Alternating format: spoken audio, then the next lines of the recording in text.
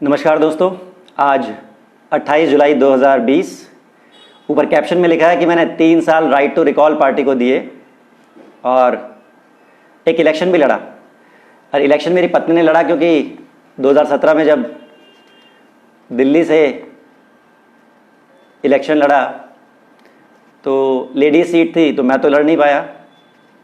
तो अपनी पत्नी को मैंने कन्विंस किया कि राइट टू रिकॉल पार्टी के ड्राफ्ट्स बहुत अच्छे हैं, आप लड़िए, आप मुझ पे विश्वास, मतलब उन्होंने कहा कि क्या है इस पार्टी के बारे में, तो उनको मैंने बताया, तो उन्होंने मेरे विश्वास पे इलेक्शन लड़ा।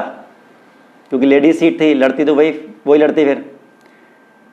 तो इस पार्टी के जो अध्यक्ष हैं, क्योंकि पार्टी अब रजिस्टर हो चुकी है, जब मेरी फर्स्ट टाइम राहुल मेहता जी से, इस पार्टी के जो हेड हैं, उनसे जब बातचीत शुरू हुई तो शायद जून जुलाई 2016 का टाइम है ये, क्योंकि ये मैसेंजर पे डेट्स वेट्स सब लिखी हुई हैं, तो मैंने सारा का सारा वहीं से चीज़ें उठाई हैं, जांच की जा सकती है आराम से। तो जून जुलाई 2016 में फेसबुक के माध्यम से मैं इनसे मिला, और जब मैं उनसे मिला तो आई वॉज थरली इम्प्रेस्ड। बहुत अच्छी तरह से मैं इनसे पूर्णतः इम्प्रेस हुआ, क्योंकि जो चीज़ें पढ़ी थी उससे लगा कि पढ़ने में, और देखिए थ्योरी में और रियलिटी में बहुत बड़ा डिफरेंस होता है।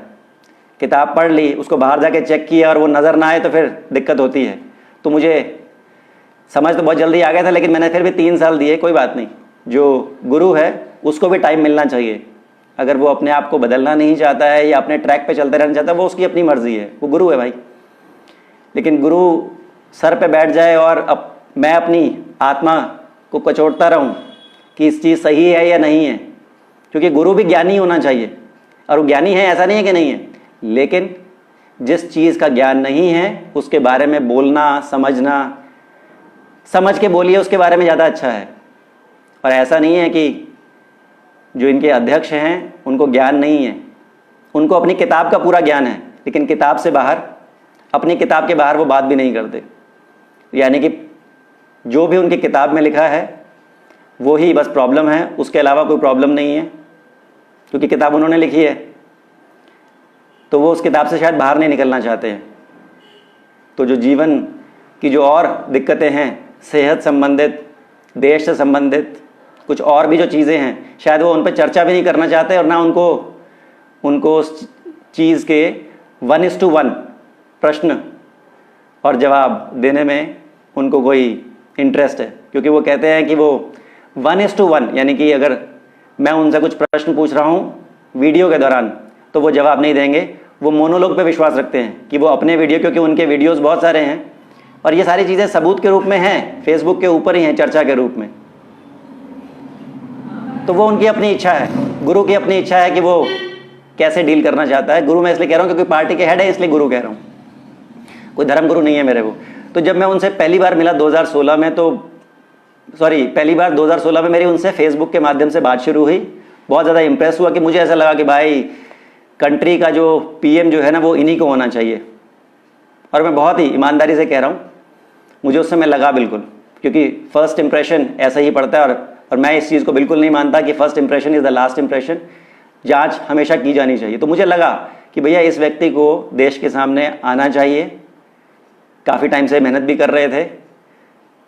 तो जो मुझे उस समय लगा कि हाँ पीएम मटेरियल हैं, ये आना चाहिए। बात शुरू हुई इनके साथ, और उस समय तक पार्टी रजिस्टर्ड भी नहीं थी और मुझे पता भी नहीं था कि पार्टी बनी हुई है कि नहीं हुई। फिर 2017 में दिल्ली में चुनाव के लिए मुझसे पूछा गया। 2017 में लेडीज सीट थी, मेरी पत्नी उस पर खड़ी हुई, मैंने उनको कन्विंस किया, मैंने उनको कहा कि आप मुझ पर विश्वास रखिए। इलेक्शन फॉर्म भरा भाई, इलेक्शन फॉर्म भरा, वहाँ से स्वीकृत होके आ गया इलेक्शन फॉर्म। और इलेक्शन फॉर्म भरवाने में राकेश सूरी जी ने बहुत मदद की। मैं आज भी उनका शुक्रगुजार हूँ कि उन्होंने मेरी इलेक्शन फॉर्म भरने में बहुत मदद की, और उन्होंने बार बार यही बोला कि इलेक्शन फॉर्म भरो, ये सब ज़्यादा ज़रूरी है, ये कैंसिल नहीं होना चाहिए। तो पूरा कुछ बताया, पूरी मदद की उन्होंने।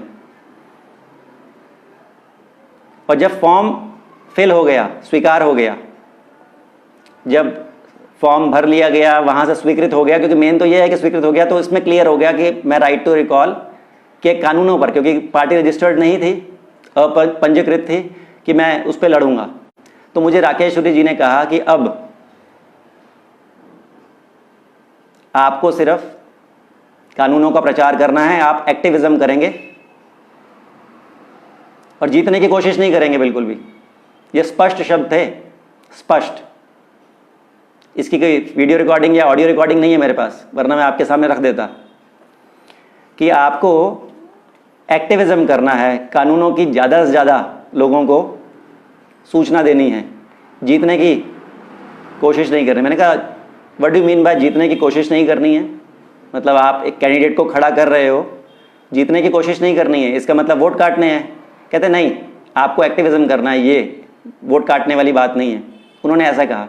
मैं कहा चलो ठीक है, एक्सपीरियंस लोग हैं ये लोग, मैं नया, अब देखिए नया जो होता है उसको भी कई चीज़ें सीखनी होती हैं। तो मुझे लगा कुछ गड़बड़ है, उस समय मुझे लग गया कि गड़बड़ है, लेकिन मैंने कहा कि नया बंदा होता है, कोई बात नहीं, अभी सीखने को मिलेगा। फॉर्म भर चुका था, कि ध्यान रखना, फॉर्म भर चुका था।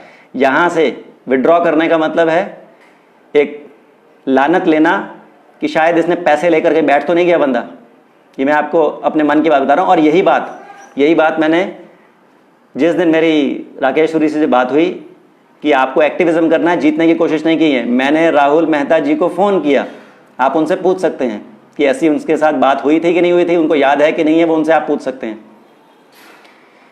कि सर ये क्या चीज़ है कि मुझे सिर्फ एक्टिविज्म करना है और जीतने की कोशिश नहीं करनी है। तो डिप्लोमेटिक आंसर क्या आया, क्योंकि वो भी इलेक्शन लड़ते हैं और एक्सपीरियंस भी हैं।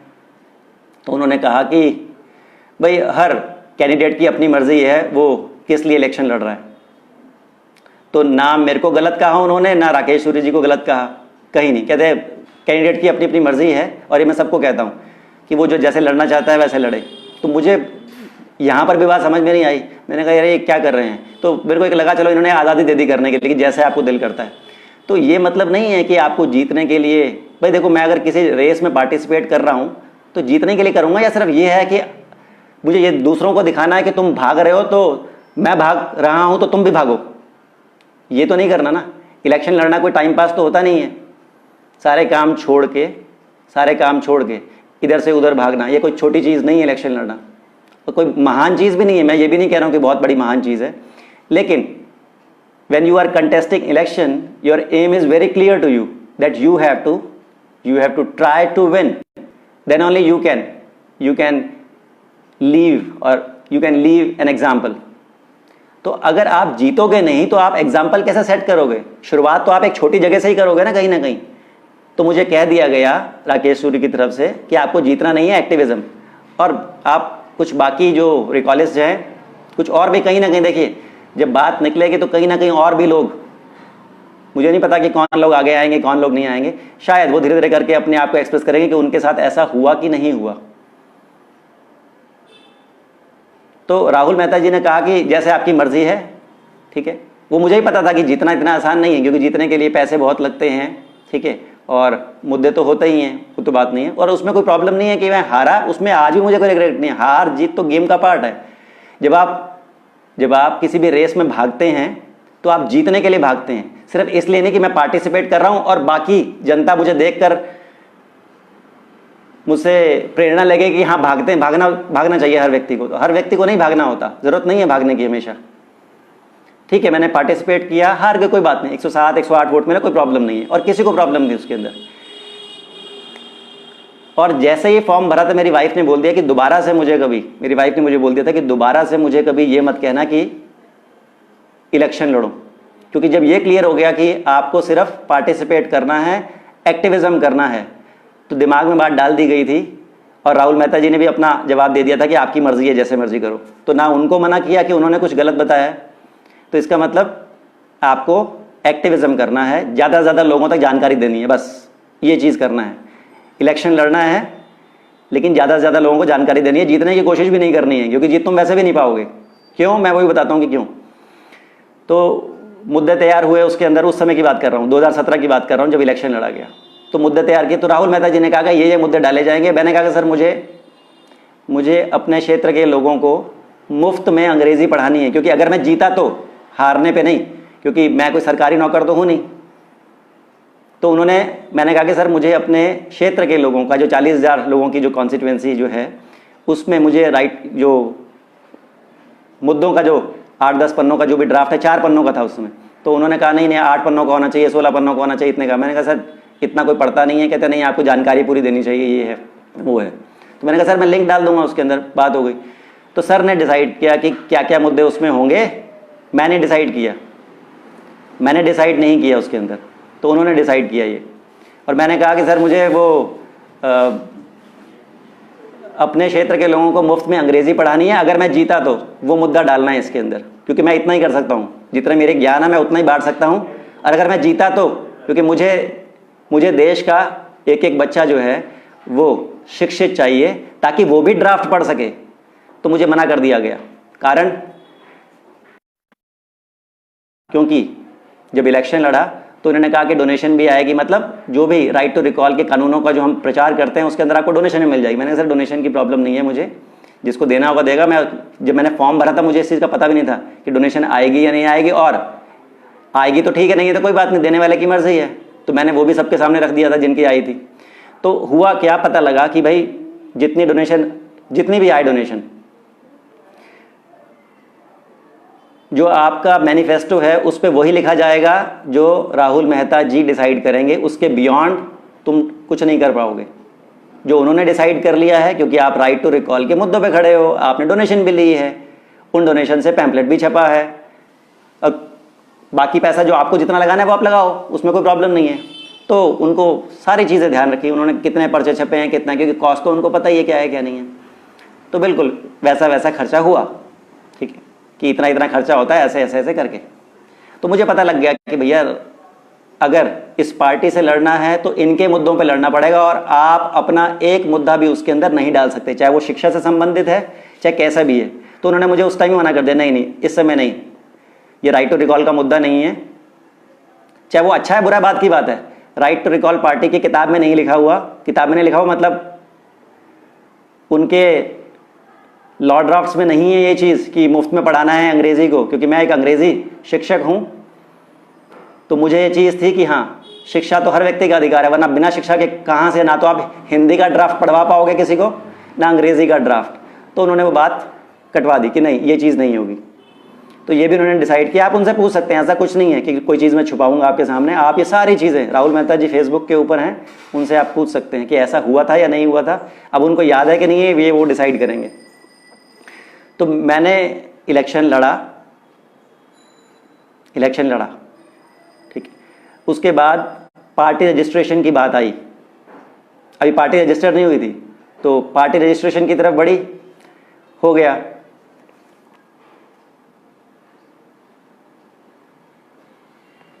दो 2017-18 में राहुल भाई पार्टी रजिस्ट्रेशन से संबंधित दिल्ली आए, 3 दिन के लिए, 3 या 4 दिन के लिए दिल्ली आए।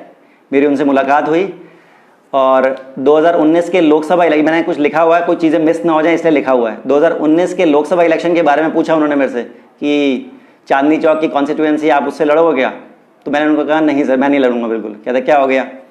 तो मैंने कहा सर पिछले 2017 के अंदर ही मैंने एक लेसन ले लिया था कि मुझे अपने मुद्दे रखने का अधिकार नहीं है, तो मैं इलेक्शन लड़के क्या करूँगा?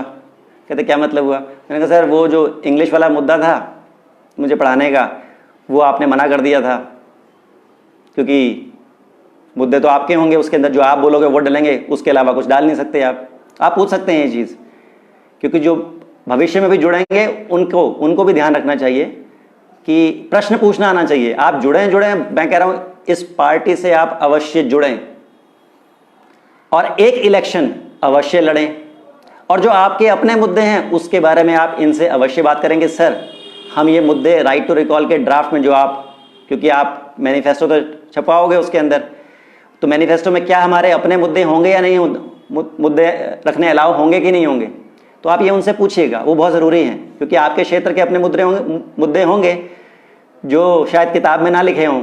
तो जैसे होता है ना कि एक स्टूडेंट जो है वो जैसे ही आउट ऑफ बुक अगर कोई क्वेश्चन आ जाता है तो वो घबरा जाता है, क्योंकि उसने किताब में सिलेबस में वही डाला जाता है या वो उतना ही तैयारी करके जाता है जो उसकी किताब में होता है।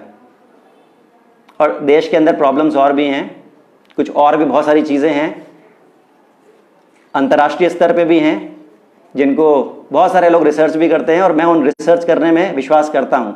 मैं सिर्फ भेड़ चाल में विश्वास नहीं करता, या मैं अपने आप को भेड़ नहीं मानता कि मुझे कोई व्यक्ति चराता रहे और मैं सारी ज़िंदगी चरता ही रह जाऊँगा। तो मुझे प्रश्न पूछना आता है और वो मेरा अधिकार भी है, और जब जवाब नहीं मिलता तो मैं पूछता हूँ सर क्या प्रॉब्लम क्या है उसके अंदर, क्योंकि देश तो सबका है, सब लोग मिलकर डिसाइड करेंगे तो सब लोगों के सामने सही प्रॉब्लम्स भी आनी चाहिए, वो चीज़ें आनी चाहिए। तो मेरा स्टार्टिंग से रहा है कि खुले दिमाग से, बिना सिर्फ सहमति नहीं कि हर चीज़ में येस मैन बन के रहा जाए ऐसे। तो मैंने सर को स्पष्ट मना कर दिया, सर 2019 का चुनाव मैं नहीं लड़ूंगा। और मैंने एक बात उनको कह दी थी कि सर मैं जन आंदोलन करके, शांतिप्रिय जन आंदोलन करके, क्रांति करके, जो 42 मुद्दे हैं, और ये 42 मुद्दे मैंने सर को दिखाए थे, जो थोड़े दिन पहले मैंने फेसबुक पे एक एक करके अपलोड करने शुरू किए वीडियो के माध्यम से।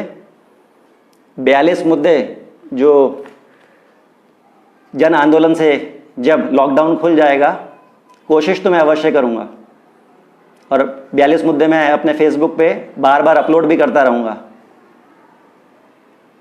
जिसको पसंद आए ठीक है, जिसको पसंद ना आए वो उसकी अपनी मर्जी है। तो मैंने सर को बोल दिया कि सर मेरे 42 मुद्दे, तो उन्होंने बिना पढ़े ही बोल दिया कि नहीं।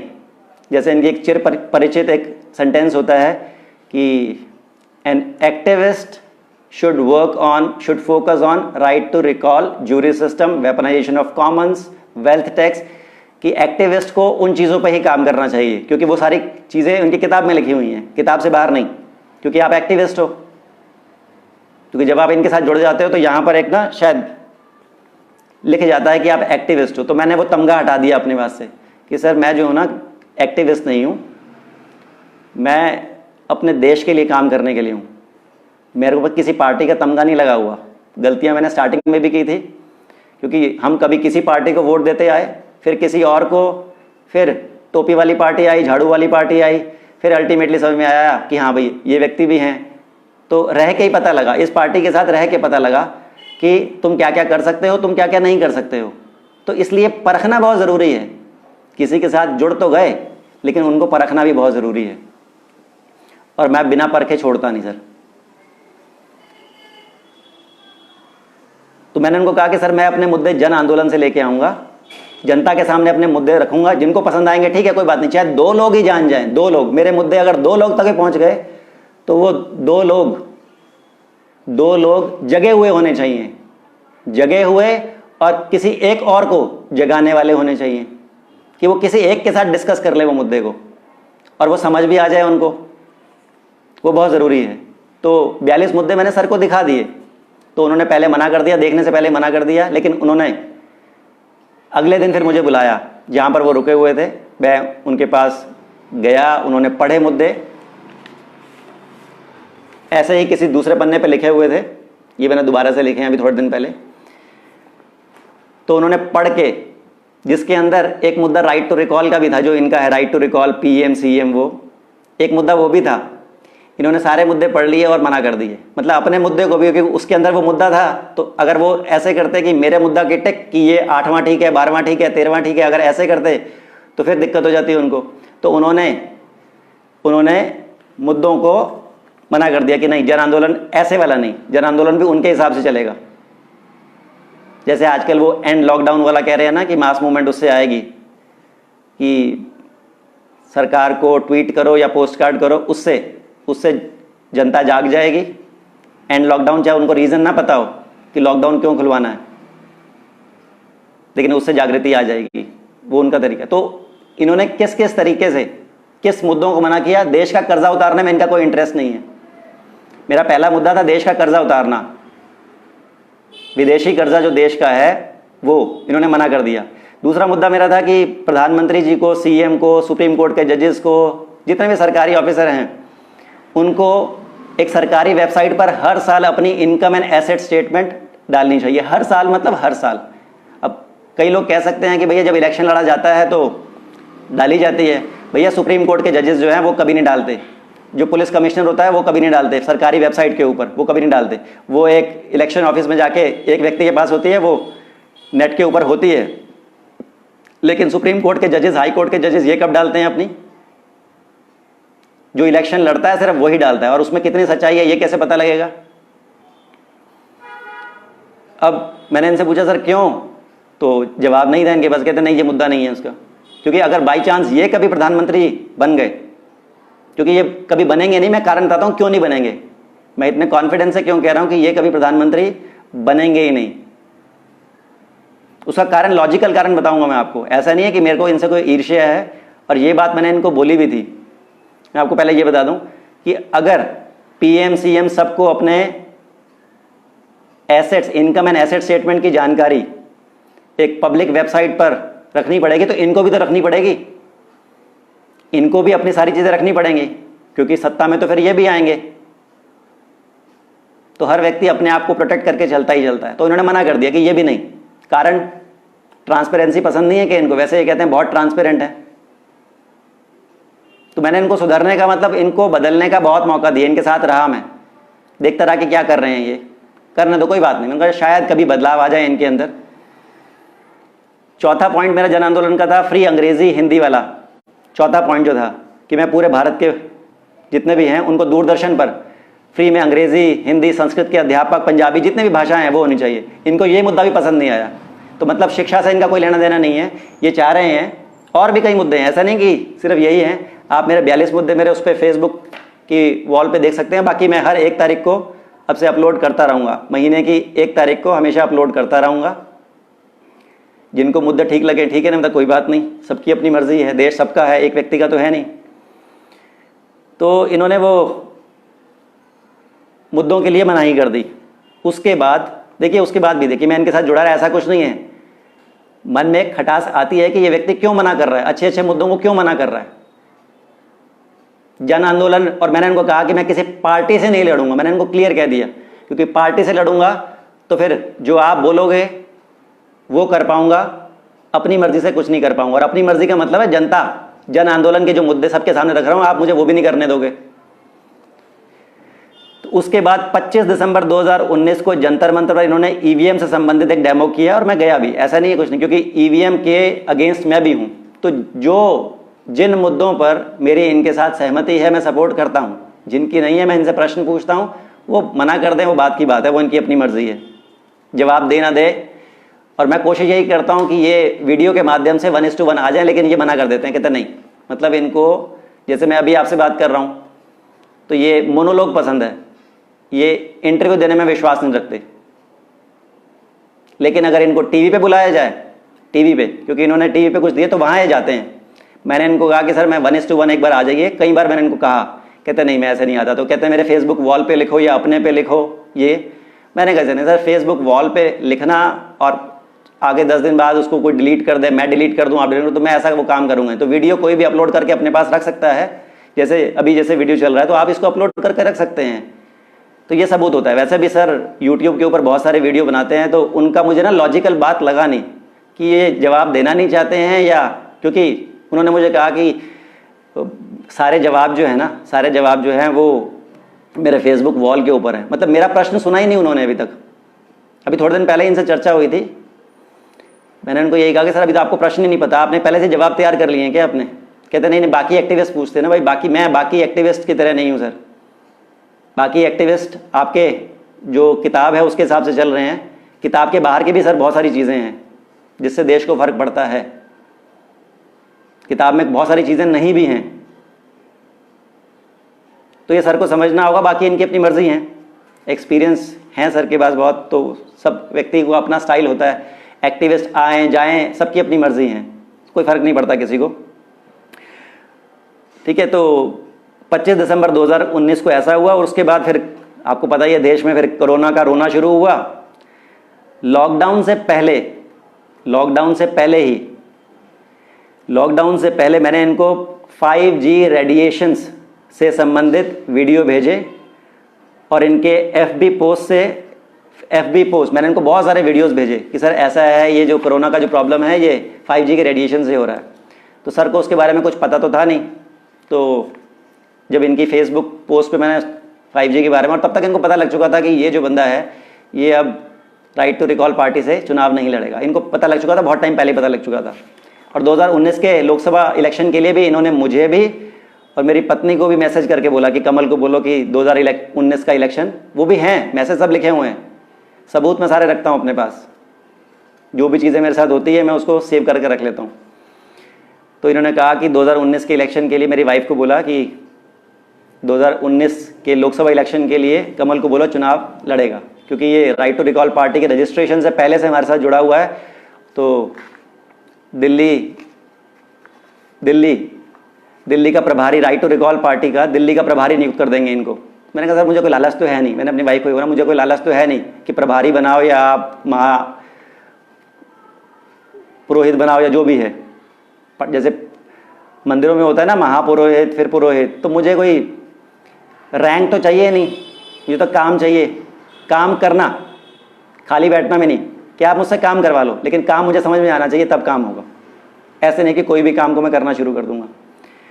तो जब इस चीज़ की बात हुई तो मैंने इनको मना कर दिया कि सर मैं नहीं लड़ सकता। तो इनको समझ में आ गया कि अब दोबारा नहीं लड़ेगा, तो बात खत्म हो गई। तब तक चीज़ें, और मैं साथ में जुड़ा रहा। देखिए 25 दिसंबर 2019 को भी मैं जंतर मंतर पर गया, तो मेरे मन में तब भी कुछ नहीं था, तब भी मैंने कोई बात नहीं, जो चीज़ें ठीक हैं उनका सपोर्ट किया जाना चाहिए, और जो चीज़ें वो नहीं मान रहे हैं वो उनकी अपनी मर्जी है, कोई बात नहीं।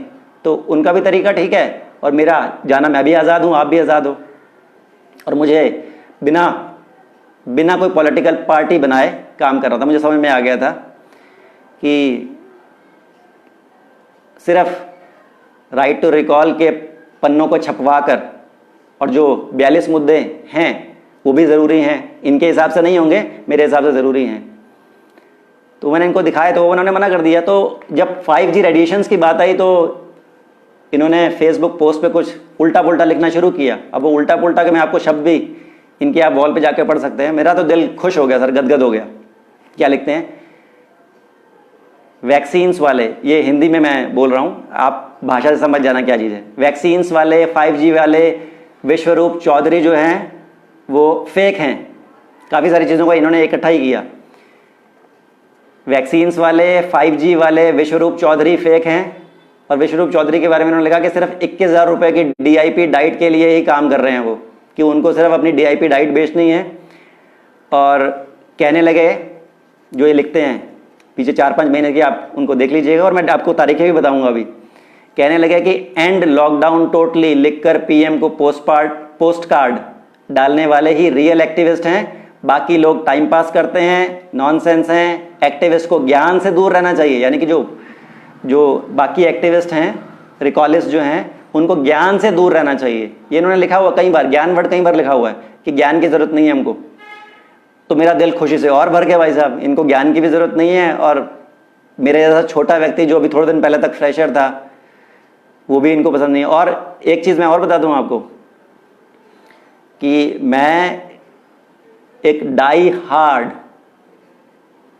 फ्लैट स्टेशनरी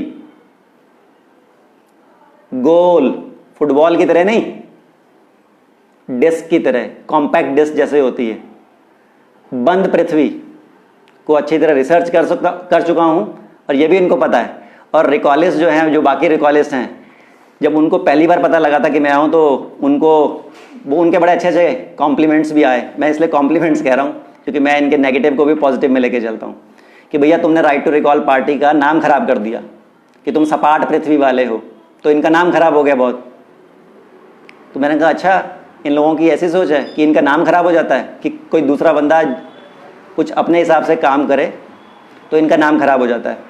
तो मैंने 5G पे भी काम किया, तब तो इनका और नाम खराब हो गया होगा कि सर लिख रहे हैं नॉनसेंस लोग हैं, ये ज्ञान से दूर रहना चाहिए, तब तो और नाम खराब हो गया।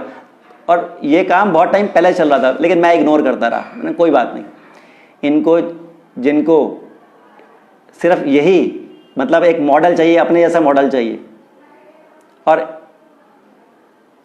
मैं अपने साथ सारे सबूत लेके चलता हूँ, लॉजिकल चीज़ें साथ लेके चलता हूँ। तो इनको ये बार बार लिखते हैं कि भैया फ्लैट अर्थ का भी जो कॉन्सेप्ट है वो टाइम पास है, ऐसा है वैसा, कोई बात नहीं, वो इनकी अपनी वो है, उसमें हमारा कोई मतभेद नहीं, क्योंकि मैं किसी व्यक्ति की सोच से अपनी सोच को बदलने नहीं देता। जो चीज़ देखता हूँ वो सामने रख देता हूँ, बाहर भी निकल के चेक करता हूँ, जांच करता हूँ, आकाश में भी देखता हूँ, तारों का भी वीडियो बनाता हूँ, सबका बनाता हूँ। चलो वो कोई बात नहीं, ये उनसे अलग हो गया। और बहुत सोच, जब मुझे सब कुछ पता लग गया कि भैया अब ये जो व्यक्ति जो है ये अब उल्टी पुल्टी चीज़ें लिख रहे हैं, 5G people are nonsense, vaccine people are, और विश्वरूप चौधरी को भी इन्होंने बहुत अच्छे अच्छे तमगे दिए कि DIP डाइट 21,000 रुपये के लिए कर रहे हैं।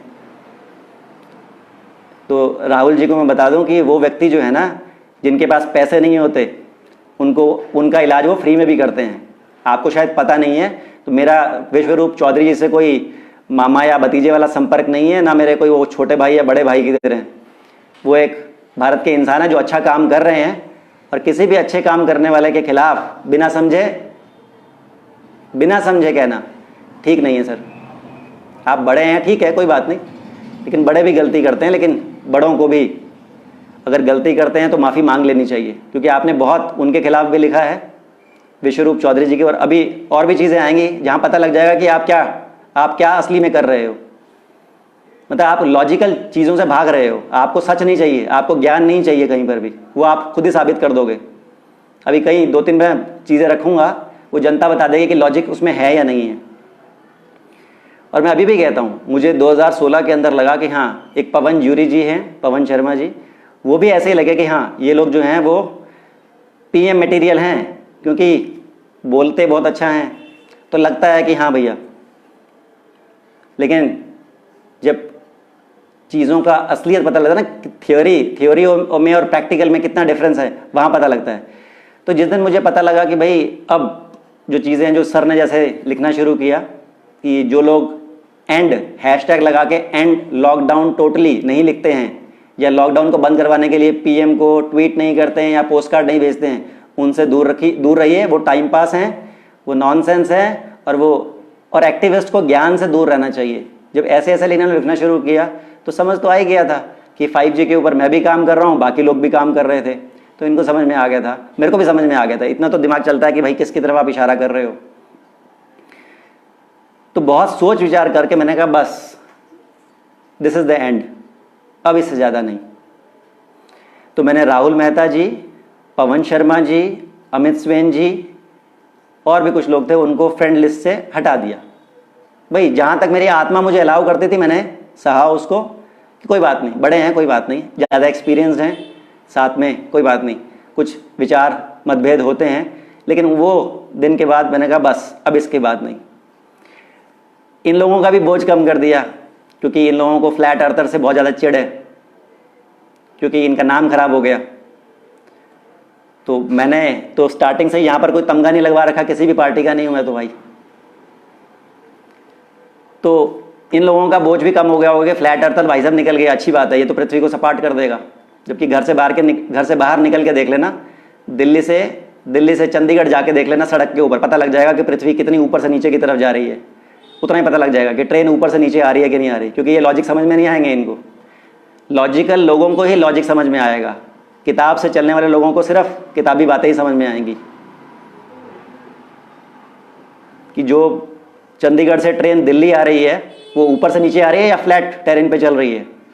250 किलोमीटर दिल्ली से चंडीगढ़, ये छोटी छोटी चीज़ें हैं जो समझ में नहीं आएंगी शायद कईयों को, क्योंकि वो चीज़ लॉजिक पर बेस्ड है, और जो किताब में लिखा है वो अलग लिखा हुआ है।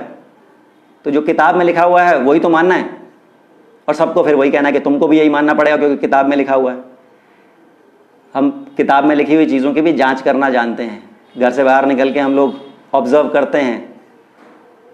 तो अच्छा हुआ कि रिकॉलिस्ट का बोझ कम हो गया, मतलब मैं एक बाहर था, मैं निकल गया वहाँ से, क्योंकि बहुत से रिकॉलिस्ट मेरे जैसे फ्लैट स्टेशनरी क्लोज्ड अर्थर, यानी कि गोल फुटबॉल जैसे नहीं, बल्कि गोल डिस्क से दिक्कत हो रही थी उनको, मैं समझ रहा था बहुत टाइम पहले से ही। कॉम्प्लीमेंट्स मुझे मिलते रहे उस चीज़ के ऊपर, कोई बात नहीं। राहुल मेहता जी 31 मार्च को लिखते हैं, इस 31 मार्च को लिखते हैं। अब समझने की कोशिश कीजिएगा कि ये कहते हैं कि हैशटैग एंड लॉकडाउन लगाइए। मुझे एक बात बताइए आप, अगर आप कोरोना वायरस को सही मानते हैं कि होता है, बहुत डेडली है, तो क्या आप लोगों को घर से बाहर निकलने के लिए कहेंगे या नहीं कहेंगे? पहले इस बात का जवाब सोच लीजिए। जितने भी लोग देख रहे हैं या जो भी आगे लोग देखेंगे, इसका जवाब तय कर लीजिए, क्योंकि इसका जवाब वन साइडेड नहीं होना चाहिए। मतलब वन साइडेड का मतलब ये नहीं है कि आप इन्फ्लुएंस्ड आंसर नहीं होना चाहिए। अपना आप सोच लीजिए कि अगर आपको लगता है कि कोरोना वायरस है, तो क्या आप लोगों को घर से बाहर निकलने के लिए कहेंगे या नहीं? अब आप सोच लीजिए, क्या आप लोगों को घर से बाहर निकलने के लिए कहेंगे या नहीं कहेंगे? मुझे लगता है कि एक सामान्य बुद्धि वाला व्यक्ति, जिसको लगता है, मुझे पूरा विश्वास है इस चीज़ पर कि जो होना चाहिए, बाकी तो सबकी अपनी अपनी सेंस है भाई, सबकी अपनी ज़िंदगी है। अगर एक व्यक्ति को लगता है कि कोरोना वायरस है, डेडली है, क्योंकि इनकी पोस्ट से ही पता लगता है कि चीज़ें लिखी हैं इन्होंने स्टार्टिंग से लेकर एंड तक कि कोरोना वायरस जो है, और इनके रिकॉलिस्ट भाइयों ने भी और ने भी लिखी है कि कोरोना वायरस है, ख़तरनाक चीज़ है। बाद में स्टेटमेंट बदली हो तो पता नहीं मुझे। तो भैया आप, मुझे समझ में नहीं आ रहा कि अगर कोरोना वायरस डेडली है तो आप एंड लॉकडाउन क्यों कह रहे हो? आपको तो कंटिन्यू लॉकडाउन कहना चाहिए। आप क्या लोगों को घर से बाहर निकलवा के मरवाना चाहते हो आप? क्योंकि वायरस तो बहुत तेज़ी से फैल रहा होगा। आप सबको ये कह रहे हो कि and lockdown, and lockdown, and lockdown, और आप कहते हो कि कोरोना वायरस जो है वो खतरनाक भी है। तो लॉजिक क्या बना आपका? क्योंकि लॉजिक शायद आपको पसंद नहीं आता। मैंने इसीलिए कैप्शन में लिखा कि मेरी आत्मा की मैंने आवाज़ सुनी कि भैया लॉजिक ही नहीं है कहीं पर, तो मैं किस, मतलब बिना लॉजिक के जो लोग हैं उनके साथ चलूं, चलता रहूं चलता रहूं चलता रहूं। तो मैंने भी इनको समय दिया, धैर्य मेरे में है, और बस एक स्टेज पे आके उसको एंड होना था, वो अच्छा हो गया। रिकॉलिस्ट का भी बोझ कम हो गया, इस पार्टी का भी बोझ कम हो गया, क्योंकि मैं एक बोझ की तरह था, ये सह रहे थे और कि मैं इनकी बात नहीं मान रहा था। और जन आंदोलन के मुद्दे इनको पसंद नहीं आ रहे थे, जिसके अंदर इनका भी एक मुद्दा था, वो भी पसंद नहीं आ रहा था इनको, क्योंकि वो सिर्फ एक पे तो टिक नहीं मारते। तो मेरा 18वां मुद्दा देखिएगा, वो भी राइट टू रिकॉल के ऊपर है। पृथ्वी से संबंधित मेरा 23वां मुद्दा है, वो भी मैं साबित करूंगा एक ना एक दिन। जब तक जिंदा रहूंगा वो मुद्दा साबित आज नहीं तो कल तो करके ही रहूंगा। जिद में नहीं है, वो लॉजिक पर बेस्ड है। उससे डरने की किसी को ज़रूरत नहीं है, क्योंकि वो जिस दिन चीज़ सामने आएगी तो वो सच भी सामने आ जाएगा, और पूरा का पूरा जो अब तक का ढर्रा चलता आया वो सामने आ जाएगा। तो लॉजिक पे होना चाहिए। तो इनका लॉजिक देखिए क्या है कि कोरोना वायरस बहुत डेडली है और एंड लॉकडाउन। तो मुझे तो समझ में नहीं आया लॉजिक क्या है भाई साहब। आपको कहना चाहिए continue lockdown, people must be safe at home. घर से बाहर तो निकलना ही नहीं चाहिए भाई। जब कोरोना वायरस बहुत तेजी से फैल रहा है, खतरनाक भी है, तो आपको घर पे रहना चाहिए। आप क्यों कह रहे हो एंड लॉकडाउन? और आप कह रहे हो जो एंड लॉकडाउन का हैशटैग नहीं करता है वो नॉनसेंस है, वो ये है वो है। तो 31 मार्च को सर लिखते हैं इनकी फेसबुक वॉल पे कि मे बी चाइना इंजीनियर्ड यानी कि China produce the virus, engineered मतलब प्रोड्यूस द वायरस, या maybe China engineered the virus, और maybe nature created it, but habit of the Chinese people to eat bats surely vastly accelerated the spread. कहने का मतलब ये है कि हो सकता है कि चाइना ने वायरस को इंजीनियर किया हो, क्योंकि उस समय 31 मार्च के करीब ऐसी ही खबरें आई थी टीवी पे ऐसी ही खबरें आई थी। तो इन्होंने लिखा है कि चाइना ने, हो सकता है कि चाइना ने वायरस को इंजीनियर किया हो या क्रिएट किया हो, लेकिन जो चाइनीज़ लोगों की चमगादड़ खाने की जो आदत है उसने अवश्य ही इस फैलाव को तेज़ी से बढ़ाया है। तो आप इनके फेसबुक वॉल पे जाके देखिए, ये टीवी वालों को बिकाऊ कहते हैं और उन्हीं की बात को मान के पूरी कहानियाँ वही लिख रहे हैं। तो इनके हिसाब से कोरोना वायरस है, जैसे टीवी वालों ने हमें कहा, इनके हिसाब से है। टीवी वालों को ये बिकाऊ भी कहते हैं और उन्हीं बिकाऊ लोगों की बात को ये अपनी बात में कह रहे हैं। लॉजिक बना कहीं पर? मैं कह रहा हूँ, मुझे आप एक मोची दे दीजिए, मोची, लेकिन उसमें अगर लॉजिक नहीं है तो उसके साथ भी खड़े नहीं रहूँगा। वो भी मेरे भाई की तरह होगा, मोची भी। चाहे कोई किसान है, किसान में तो बहुत ज़्यादा ज्ञान होता है, खाना पैदा करता है वो, लेकिन अगर उसमें लॉजिक नहीं है, अगर वो अपने खाने के अंदर वो केमिकल डाल रहा है, तो वो भी बेवकूफ़ी किसान है वो। तो लॉजिक से चलने वाले, समझने वाले कि क्या हो रहा है, गड़बड़ कहाँ हो रही है, ये नहीं कि जो प्रेजेंट सिस्टम है इनका चलने का तरीका क्या है। इनका चलने का तरीका है प्रेजेंट सिस्टम जैसे चल रहा है चलते रहने दो, उसके अंदर ही, मतलब जो गलत सिस्टम प्रेजेंटली चल रहा है, जो इतने सालों से चल रहा है, उसको चलते रहने दो। उसी के अंदर एक सॉल्यूशन दे दो, नया सॉल्यूशन दे दो, क्योंकि सॉल्यूशन की किताब है इनके पास पूरी। मतलब जो गलत सिस्टम चल रहा है उसको बिल्कुल जीरो नहीं करना है, उसको उखाड़ना नहीं है, उसी गलत सिस्टम के अंदर अपने अपने सॉल्यूशन दे दो, नया सॉल्यूशन दे दो जो आज तक आपने सुने नहीं होंगे। वो नया सॉल्यूशन अपीलिंग होगा, बहुत अच्छा लगेगा, नया चीज अच्छा ही लगता है हमेशा। तो वो नई चीज और किताबों से बाहर आपको जाने नहीं देंगे। तो तरीका ये है, मैं आपको बताऊंगा कई चीजें भी और, कि किन चीजों पे ये बिल्कुल बात ही नहीं करेंगे, और जो बात करेंगे वो क्या करेंगे, हेल्थ के ऊपर है जो कोई भी चीज़ है। 13 अप्रैल को लिखते हैं, देखिए इनके हिसाब से इन्होंने लिखा हुआ है कि 5G के जो चीज़ हैं, 5G रेडिएशंस के जो अगेंस्ट हैं लोग, 5G रेडिएशंस के जो अगेंस्ट हैं वो लोग नॉनसेंस हैं, वो ज्ञान बांट रहे हैं और ज्ञान से दूर रहना चाहिए एक्टिविस्ट को। इन्होंने लिखा हुआ, आप चेक कर सकते हैं। और फिर ये 13 अप्रैल को लिखते हैं सॉल्यूशन, देखिए जो चीज़ नॉनसेंस है, जो डिस्ट्रैक्शन जिसको कहते हैं, जिनको राहुल मेहता जी डिस्ट्रैक्शन कहते हैं, उसका सॉल्यूशन भी दे रहे हैं।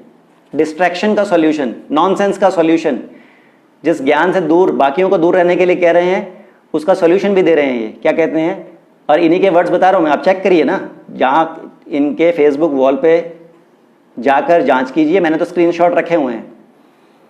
13 अप्रैल को लिखते हैं solution I propose to anti 5G complaints की सॉल्यूशन दे रहे हैं, एंटी 5G कंप्लेंट्स का सॉल्यूशन दे रहे हैं, जिसको ये अब तक नॉनसेंस कहते आए, बेकार चीजें कहते आए, टाइम पास कहते आए। इन माय ओपिनियन, ये लिखते हैं आईएमओ की शॉर्ट फॉर्म, आईएमओ जो है in my opinion RTR health minister, right to recall health minister, यानी कि हेल्थ मिनिस्टर को सब कुछ पता है, एंटी 5G के बारे में सब कुछ पता होगा, एक बंदे को सब कुछ पता होगा। RTR health minister, jury system over health ministry, jury system over health ministry and narco test of officials in public by jury in case जो ज्यूरर्स हैं, जो जनता में से लोग निकल के आएंगे जिनको रैंडमली बुलाया जाएगा, in case jurors suspect deep fraud, यानी कि आम लोग जिनको मोबाइल टावर तो दूर की बात है, रेडिएशंस के बारे में एबीसीडी भी नहीं पता, और राहुल मेहता जी को भी नहीं पता, और स्वीकार करते हैं कि इनको भी नहीं पता, लेकिन ये कहते हैं आम आदमी ज्यूरर्स बन के आएंगे अगर उनको लगता है इसके अंदर डीप फ्रॉड हुआ है। अरे जिसको पता ही नहीं है उनको क्या पता लगेगा डीप फ्रॉड हुआ है। ज्यूरर्स का मतलब समझते हैं आप, ज्यूरर्स का मतलब है, और ये मुझे कहते हैं कि मैंने कभी ड्राफ्ट्स नहीं पढ़े। ये जब कुछ इनको किसी चीज़ का अपोज करना होता है तो बार बार ये कहते हैं इन्होंने कभी ड्राफ्ट नहीं पढ़े, ये नहीं पढ़े, वो नहीं पढ़ा। इसमें मेरे को भी आप लोगों ने ही इलेक्शन लड़वाया था, तो मैं आंख बंद करके नहीं लड़ा था। तो आप जो कह रहे हैं जरा उसका वजन तोल लीजिए कि क्या कह रहे हो। फेसबुक पे आप जो चीज़ लिख के भेज रहे हो, वजन तोल लीजिए उसका कि क्या कह रहे हो, ताकि वो आगे चीज़ें साबित की जा सकें। जो चीज़ साबित ना की जा सके कृपया करके मत बोलिए, ये सबके लिए अच्छा है, चाहे वो टीम का हेड है या रिकॉलिस्ट हैं। सोच के जो भी कहना है सोच के बोलिए आप, जिसको आप सबूत के रूप में यूज़ कर पाएँ। और ऐसा नहीं है कि आपने कुछ लिखा है तो वो फाइनल आंसर हो गया, और वही प्रैक्टिकली भी वैसे चलता है कि मैंने जवाब दे दिया हो गया। तो ये कहते हैं कि ज्यूरर्स को अगर लगता है, जो आम आदमी जो है, जिनको पता, आम आदमी को क्या पता भैया 5G के रेडिएशंस क्या होती हैं, उनको तो पता है कि भैया स्पीड बढ़ रही है, बस ठीक है। आम आदमी को मतलब ही नहीं है कि रेडिएशंस क्या है क्या नहीं है। जो डीपली इसमें इन्वॉल्व है, मैं आप उनको नाम भी बता देता हूँ। मुंबई में एक व्यक्ति हैं प्रकाश मुंशी जी, मैंने वीडियो शेयर की और सारे के सारे वीडियो मैंने राहुल मेहता जी को भेजे। कोशिश मैंने यही की स्टार्टिंग से लेकर एंड तक कि अगर सर को कोरोना वायरस के बारे में नहीं पता है तो इनको भी जागृति आए, लेकिन उन्होंने वीडियो को तो उठा के फेंका, ऊपर से नॉनसेंस वॉनसेंस कहना शुरू किया। मैंने इनको प्रकाश मुंशी जी, जूही चावला जी, इरफान खान जिनकी अब डेथ हो चुकी है, इरफान खान का 4G रेडिएशंस के अगेंस्ट वाला वीडियो जो उन्होंने प्रकाश मुंशी जी के साथ मुंबई में ही एक सड़क पर उन्होंने एक रैली निकाली थी 4G रेडिएशंस के अगेंस्ट। तो ये मामला कोई छोटा नहीं है, ये बहुत बड़ा मामला है। और अभी 3-4 दिन पहले ही एक मित्र है मेरे फेसबुक के ऊपर, योहन टेंगरा, उन्होंने भी प्रकाश मुंशी जी का एक इंटरव्यू लिया है। उनके चैनल पे आप अनाकी फॉर फ्रीडम ऐसे ही, हाँ ऐसे ही है मेरे को, हाँ अनाकी फॉर फ्रीडम मूवमेंट है, आगे क्या है, अनाकी फॉर फ्रीडम ऐसे करके है, वो आप देखिएगा उनका वीडियो।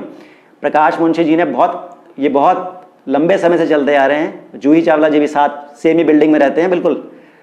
तो इन्होंने उनका इंटरव्यू कंडक्ट किया अभी, तो वो क्लियर बोलते हैं कि 4G से प्रॉब्लम नहीं है, 4G रेडिएशन से प्रॉब्लम है। 5G से प्रॉब्लम नहीं है, 5G रेडिएशन से प्रॉब्लम है। 3G से प्रॉब्लम नहीं है, 3G रेडिएशन से प्रॉब्लम है। तो रेडिएशंस की प्रॉब्लम कोई छोटी नहीं है। अभी कई चीज़ों के बारे में कईयों को पता नहीं है, तो वो पहले ही नकार देते हैं, फिर जो अपना एजेंडा होता है उस पर चलने देते हैं। मतलब जो किताब में लिखा है उस पर चलना है। राहुल मेहता जी के हिसाब से ये है। मैंने जो फील किया मैं आपको वो बता रहा हूँ साथ में। बाकी हर व्यक्ति की अपनी अपनी सोच होगी, क्योंकि जिसने 5G को समझा होगा और वो समझाने की कोशिश कर रहा होगा, तो वो अब रिकॉलेज के अंदर ज़्यादातर क्या है कि जो किताब में लिखा है भैया उससे बाहर नहीं जाना, वरना टाइम वेस्ट है वो, क्योंकि सर ने बोल दिया टाइम वेस्ट है। जो किताब में लिखा है बस वही, तो आउट ऑफ बुक जाना ही नहीं होता। तो वो वाले मैंने इनको वीडियो भेजे। और एक वीडियो कनाडा में जिन साइंटिस्ट ने, कनाडा में 2019 के अंदर बहुत सारे साइंटिस्ट, मुझे शायद याद नहीं है 240 साइंटिस्ट थे या बहुत अलग अलग कंट्रीज से वहाँ पर पहुँचे। उन्होंने मार्च या अप्रैल, ये सब यूट्यूब के ऊपर ना सब कुछ है, आप मुझे बोलोगे मैं आपको वीडियो भेज दूंगा, जो मेरे से डिमांड करेगा मैं वीडियो भेज दूंगा। बाकी मेरे, अगर आप फरवरी से देखना शुरू करेंगे, जब लॉकडाउन हुआ भी नहीं था उससे पहले से ही मैं 5G के ऊपर, मैं क्या बहुत सारे लोग उस पर काम कर रहे थे, तो मुझे श्योर होना था। तो ये चीज़ मैंने उनको दिखाई। तो अप्रैल 2019 में या मार्च 2019 में बहुत सारे साइंटिस्ट ने कनाडा में एक मीटिंग रखी। वहाँ पर उन्होंने पूरे वर्ल्ड को, वो टीवी पे तो दिखाया नहीं जाता, पूरे वर्ल्ड को आगाह किया कि 5G जो आ रहा है उससे बहुत बड़ी, निकट समय में बहुत बड़ी समस्या खड़ी होने वाली है। अप्रैल 2019 या मार्च 2019 के समय में कोरोना वायरस का नाम भी नहीं था कहीं पर, और उन लोगों ने बहुत क्लियर तरीके से बता दिया था कि पूरे वर्ल्ड के अंदर बहुत बड़ी प्रॉब्लम आने वाली है। ये वीडियो भी मैंने इनको भेजा। फिर एक यूएस के सीनेटर हैं रिचर्ड ब्लूमेंथल, उनका वीडियो भी मैंने इनको भेजा। भाई वीडियो भेजे जा रहे हैं, आप उसको देखना नहीं चाहते हो तो कोई बात नहीं, क्लियर लिख दो ना कि I have no knowledge of 5G radiations, खत्म, बात हो गई। कोई क्या प्रॉब्लम है? अगर आपको किसी चीज़ के बारे में पता नहीं है तो या तो बोलिए ही मत, उसको इग्नोर कर दीजिए, खत्म हो गई बात। लिखने में क्या प्रॉब्लम है आपको कि क्लियर लिख दीजिए कि मेरे को इसके बारे में कुछ नहीं पता है, बात ही खत्म हो जाती। लेकिन आप जो ऊट पटांग चीज़ें लिख रहे हो,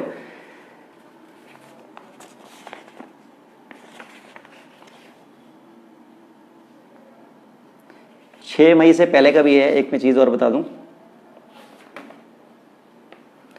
हाँ 23 अप्रैल को लिखते हैं ये 23 अप्रैल 2020 को लिखते हैं कि एक्टिविस्ट को सिर्फ एंड लॉकडाउन पर फोकस करना चाहिए एंड इग्नोर ज्ञान on orange juice, coconut juice, corona, 5G, 10G ETC। यानी कि कोरोना पर भी ध्यान नहीं देना है। पहले कहते थे कि हाँ कोरोना है, चाइनीज लोग ने बहुत तेजी से फैलाया है, ये सब कुछ लिखा हुआ है इन्होंने। अब 23 अप्रैल को कहते हैं कि कोरोना पर भी ध्यान नहीं देना है, 5G 10G पे भी ध्यान नहीं देना है, और विश्वरूप चौधरी को भी इन्होंने कह दिया, तो कहते हैं कोकोनट जूस, ऑरेंज जूस, किसी पे ध्यान देने की जरूरत नहीं। यानी कि लोगों को अपना बचाव करने की जरूरत नहीं है, सिर्फ एंड लॉकडाउन करना चाहिए और कुछ नहीं, सिर्फ एंड लॉकडाउन, बिना प्रॉब्लम को बताए हुए कि क्या प्रॉब्लम है। एंड लॉकडाउन वायरस होता है लेकिन एंड लॉकडाउन। लॉजिक जिसको समझ में आ जाए मुझे भी समझा दीजिएगा, जिसको लॉजिक समझ में आ जाएगा मेरे को प्लीज समझा दीजिएगा।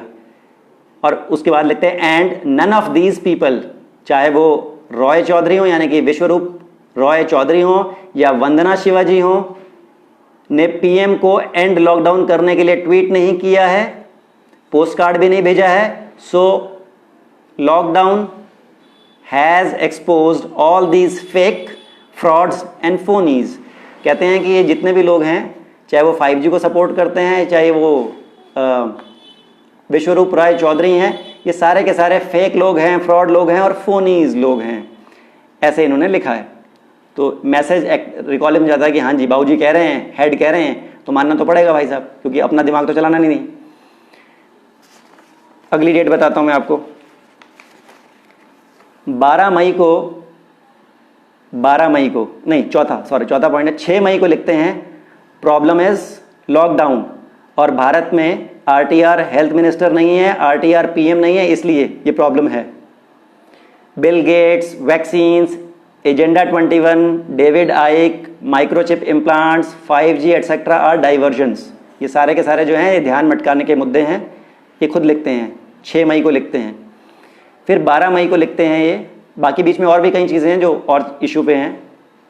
12 मई को लिखते हैं कि 5G इशू पर एक नया सॉल्यूशन, वो आप पढ़ लीजिएगा कि क्या नया सॉल्यूशन दिया, जिसको ये डिस्ट्रैक्शन कहते हैं, उसके ऊपर ये सॉल्यूशन भी देते हैं। देखिए लॉजिक कितना मिलता है इनका, कि जो इनके लिए डाइवर्जन जो है, बेकार की चीज़ें हैं, बाकियों को कहते हैं कि इन चीज़ों से दूर रहिए, और 12 मई को 5G इशू पर एक दोबारा से सॉल्यूशन एक नया सॉल्यूशन देते हैं। ये पॉलिटिकल पार्टी बन गई है शायद इसलिए, या किताब से बाहर नहीं निकलना इसलिए, या आपको किसी और चीज़ से प्रॉब्लम है, क्योंकि लॉजिक नज़र नहीं आ रहा। सर राहुल मेहता जी, मैं आपसे ही कह रहा हूँ, क्योंकि आप 1:1 भी नहीं आना चाहते, सामने भी नहीं आना चाहिए, तो आप बात करने में अगर इंटरेस्टेड हैं ऐसे जैसे मैं बात कर रहा हूँ आपसे, क्योंकि मुझे टाइम बचाना है, बार बार कई दिनों से फेसबुक पर लिख लिख के ना समझ में नहीं आता कि कौन क्या कर रहा है कौन क्या नहीं। तो अगर आप अच्छा काम कर रहे हो तो नतमस्तक हो जाऊंगा आपके सामने, लेकिन प्रश्न तो पूछूंगा सर फिर भी कि क्या प्रॉब्लम है उसके साथ। 17 मई को लिखते हैं BRC Biswaroop Roy Chowdhury is fake, क्योंकि उन्होंने PMO को ट्वीट नहीं किया, पोस्ट कार्ड नहीं भेजे, क्योंकि ये इनका तरीका है, इसलिए जो इनके तरीकों को फॉलो ना करे वो फेक है, वो फेक है बंदा, वो सिर्फ 21,000 रुपये कमा रहा है इनके हिसाब से। ये सब लिखा हुआ है, ये सब लिखा हुआ है, इनके फेसबुक वॉल पे सब लिखा हुआ है, मेरे पास स्क्रीनशॉट भी हैं। अगला जो है 27 जुलाई यानी कि कल रात को, 2 दिन पहले मैंने इनको कहा कि सर ये देखिए, ये क्या लिखा हुआ है, we want audio video recording of court proceedings. ठीक है, we want audio video recording of court proceeding, यानी कि कोर्ट की जितने भी सरकारी ऑफिस ना, भ्रष्टाचार तो वहीं होता है। किसी नाई की दुकान पर, गोलगप्पे की दुकान पे तो भ्रष्टाचार होता नहीं, तो जितने भी सरकारी ऑफिस हैं वहां पर भ्रष्टाचार होता है। तो मैं भारत में एक व्यक्ति हैं हरमीत सिंह टिंकू जी, उनके साथ जंतर मंतर पे भी, और बड़े ही पीसफुल तरीके से हम लोग वहाँ पर साल में एक बार 16 जून को, इस बार तो हो नहीं पाया क्योंकि लॉकडाउन चल रहा है, तो ये सर को भी पता है, ऐसा नहीं है कि उनको नहीं पता है कि कोर्ट के अंदर क्या क्या होता है वो आम जनता को नहीं पता। इसीलिए अंदर की ऑडियो और वीडियो रिकॉर्डिंग, चाहे वो मैं इस मोबाइल से करूं या किसी भी मोबाइल से करूं, भाई हम जब सड़क पे खड़े होकर फेसबुक लाइव कर सकते हैं तो कोर्ट के अंदर खड़े होकर क्यों नहीं कर सकते? जिसका केस चल रहा है वो भी कर सकता है, दूसरी तरफ भी कर सकते हैं, और जो कोर्ट के कैमरे हैं वो भी लगवा सकते हैं। तो अगर सरकार ये कहती है कि भाई अगर उनके पास फंड्स की प्रॉब्लम है तो कोई बात नहीं, जनता को अपने मोबाइल से रिकॉर्ड करने दो, फेसबुक लाइव कर देंगे, पूरा भारत उसको देखेगा, पूरा भारत मोबाइल पे ही ज्यूरी बन जाएगा। तो किसी को बुलाने की, किसी को, आपको क्या लगता नहीं है कि अगर मान लीजिए राम मंदिर की जो सुनवाई चल रही है, अगर उसका लाइव रिकॉर्डिंग हो जाए तो क्या पूरा भारत देख नहीं लेगा? क्या पूरे भारत के लोग जो है वो ज्यूरी नहीं बन जाएंगे अपने आप ही? या उनको कोर्ट के अंदर 8-10 लोगों को बुलाया जाए, उन पे पैसा खर्चा जाए, उनके टिकट के पैसे खर्चे जाए, उनको खाना खिलाया जाए, फिर जब होगा फिर होगा। तो आप देखिए कि किस चीज़ के अंदर पैसा बचता है और कौन सी चीज़ के अंदर ट्रांसपेरेंसी आती है। तो जज तो अंदर बैठ के आज कुछ भी कर लेंगे, क्योंकि राहुल मेहता जी खुद कहते हैं कि सारे के सारे जो जजेस हैं वो करप्ट हैं, वो हम भी मानते हैं कि सारे के सारे करप्ट हैं। तो आपको ऑडियो वीडियो रिकॉर्डिंग अगर होती है, ऑडियो और वीडियो रिकॉर्डिंग होती है तो दिक्कत क्या है सर? ट्रांसपेरेंसी आपको पसंद नहीं है? तो मैंने परसों एक पोस्ट लिखी थी जिसके ऊपर रिकॉलिस्ट ने बहुत कहा कि भाई आप गलत कर रहे हो, हम समझते हैं, पृथ्वी को चपाट कर दिया अपने आप को, तो उसी मुद्दे पे काम करना है। ये ऐसे ही, क्योंकि प्रश्न कुछ पूछो उसका जवाब नहीं देंगे ये, फिर ये कहते हैं कि आपने कभी ड्राफ्ट नहीं पढ़े। मैंने प्रश्न क्या पूछा था उसके अंदर कि क्या राइट टू रिकॉल वाले ऑडियो और वीडियो रिकॉर्डिंग का समर्थन क्यों नहीं करते? क्या उन्हें ट्रांसपेरेंसी पसंद नहीं है? इसके ऊपर उन्होंने जूरी सिस्टम को डालना शुरू कर दिया कि आपने ड्राफ्ट नहीं पढ़ा, यानी कि जो प्रश्न पूछा है उसको छोड़कर एक नई चीज़ कि भैया अगर कोर्ट के अंदर आप तो ट्रांसपेरेंसी की बात कर रहे हो, तो ट्रांसपेरेंसी क्या जो किताब में लिखी है आपके हिसाब से ही ठीक है, बाकी सब गलत है, ये कहना चाहते हो आप? तो पहले चीज़ों को समझने की, आपने कभी इस चीज़ को समझने की कोशिश नहीं की। आप सिर्फ कहते हो कि मेरा, बस मेरा चलना चाहिए सिक्का और किसी का नहीं। आप ये कर रहे हो। तो जितने भी लोग हैं उनको अपने आप सोचना चाहिए कि किसके अंदर पैसा भी बचता है, ट्रांसपेरेंसी भी आ रही है।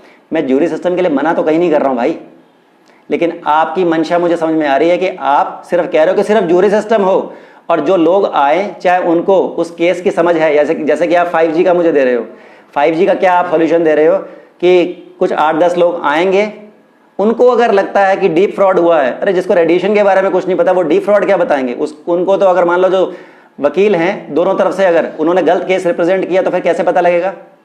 तो जनता को देखने दीजिए। 8-10 लोग रैंडमली आएंगे जिनको पता नहीं कौन है कौन नहीं है, वो आके डिसाइड कर लेंगे आपके हिसाब से। आप इसको कह रहे हो, और मैं कह रहा हूँ कि जब सब कुछ सामने आ जाएगा, ऑडियो और वीडियो रिकॉर्डिंग करके सबके सामने फेसबुक लाइव हो जाए, तो क्या पूरा भारत के लोग क्या जूरी नहीं बन जाएंगे अपने आप ही? उसमें दिक्कत है। तो लॉजिक फिर आपने छोड़ दिया अपना, या आपको दूसरों के पॉइंट सुनने ही नहीं है, ये आप कह रहे हो। तो हमें समय भी बचाना है, समय भी बचाना है, पैसा भी बचाना है, और कोशिश ये करनी है कि जज जो हैं, जितने भी जज हैं, वो अपने आप को सुधार लें। क्योंकि जैसे जैसे सिस्टम ट्रांसपेरेंट होता जाएगा, जैसे जैसे सिस्टम ट्रांसपेरेंट होता जाएगा, दबाव उन लोगों के ऊपर पड़ेगा जो भ्रष्टाचारी हैं। सारे जज भ्रष्टाचारी नहीं होते, सारे वकील भ्रष्टाचारी नहीं होते, सारे पुलिस वाले भ्रष्टाचारी नहीं होते। और जितने ईमानदार लोग इस भ्रष्ट सिस्टम में हैं, दम उनका भी घुट रहा है, वो भी चाहते हैं कि सिस्टम ट्रांसपेरेंट हो, लेकिन उनको कहीं ना कहीं अपने ऊपर वालों की सुननी पड़ती है। अच्छे लोगों को भी बुरे लोगों के नीचे रहकर काम करना पड़ता है, वरना उनका ट्रांसफर, कुछ गलत एलिगेशन सब लग जाते हैं। बहुत सारे लोग हैं जिन्होंने ये चीज़ भुगता हुआ है। तो ट्रांसपेरेंसी कैसे आएगी वो मैंने आपके सामने रख दिया, और आप इस मुद्दे का विरोध कर रहे थे, लेकिन कल रात को देखिए, ये परसों मैंने ये वाला प्रश्न पूछा था, उसके बाद कल जब उसके बाद उस चीज़ के ऊपर बहुत सारे रिकॉलिस्ट ने भी जवाब दिया कि भैया तुमने ये नहीं किया, वो नहीं किया, ऐसा ऐसा वैसे वैसे वैसे, पृथ्वी चपाट है, सपाट है, ये है वो है, बहुत सारे उस पर अच्छे अच्छे कॉम्प्लीमेंट्स आए। मैंने उसको पॉजिटिव वे में लिया, कोई बात, वो उनका सबका अपना अपना तरीका होता है चलने का।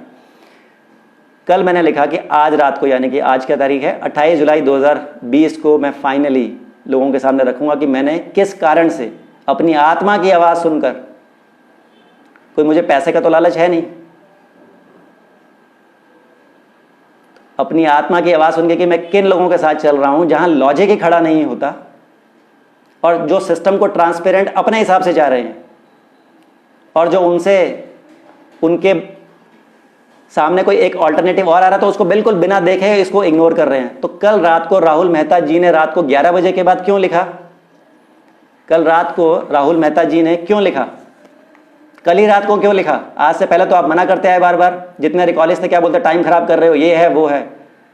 तो कृपया करके जो चीज़ आती है मैसेज, सर से पूछा करो। अगर हिम्मत नहीं है, अगर हिम्मत नहीं सिर्फ सर हिलाने की, सिर्फ सर झुका के काम करने की आदत हो तो करते रहिए आप लोग। आपने सर से कभी पूछा नहीं क्या है। और कल रात को सर ने क्यों लिखा 11 बजे के बाद? 11 बजे के बाद उन्होंने लिखा कि I support video recording of all court proceedings, exact language तो नहीं, accept in the case of crime against women, कि अगर कोई क्राइम वुमेन के अगेंस्ट हुआ है तो उसको उसमें नहीं मानेंगे वो।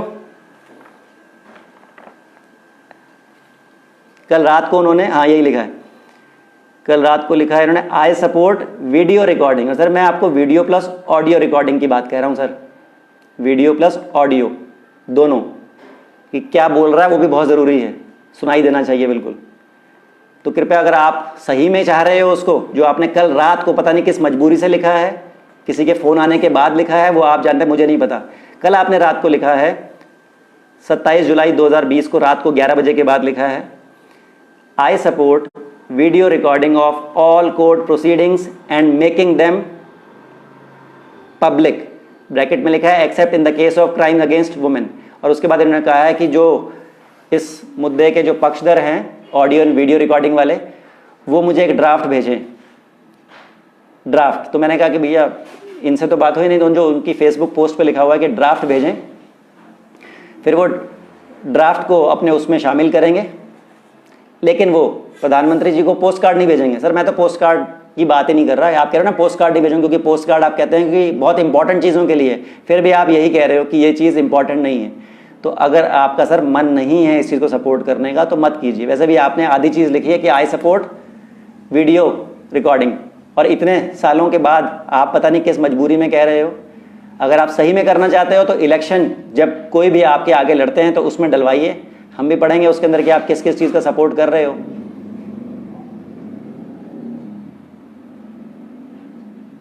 तो ये सारी चीज़ें हैं जो मेरे को लगा कि भैया मैं इस चीज़ के साथ नहीं चल सकता, जहाँ लॉजिक खड़ा नहीं होता।